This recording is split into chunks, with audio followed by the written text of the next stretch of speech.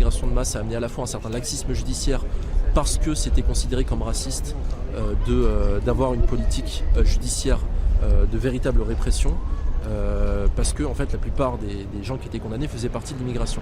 Et donc c'est ça en fait qui indirectement a amené le climat d'insécurité à l'heure actuelle. C'est de l'orgueil. S'ils ont ce statut de victime, c'est qu'ils ne peuvent que perdre par leur médiocrité et leur absence de discipline. Porte une culture marquée par la violence et les règlements de compte.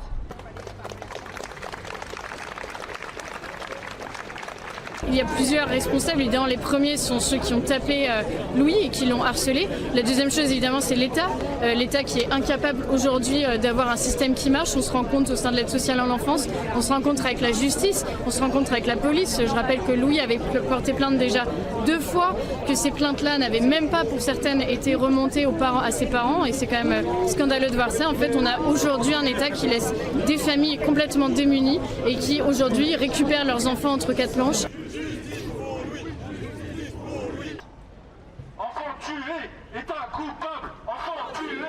Aujourd'hui, on a un Emmanuel Macron qui nous parle de brainwashing, de lavage de cerveau. Dès qu'on a le malheur de mettre en avant ces faits divers-là, ils expliquent que c'est l'extrême droite qui récupère, alors qu'aujourd'hui, il y a bien un problème d'ensauvagement. Nous, les femmes, on le sait bien, de par le fait que depuis qu'on a 12 ans, on se fait harceler dans l'espace public. Mais ça, aujourd'hui, c'est à toutes les strates de la société qu'on le voit.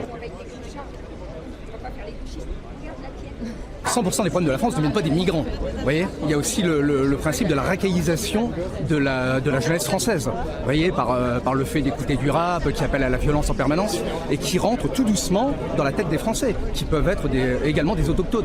Donc c'est pas particulièrement, dans ce cas précis, un problème de migrants.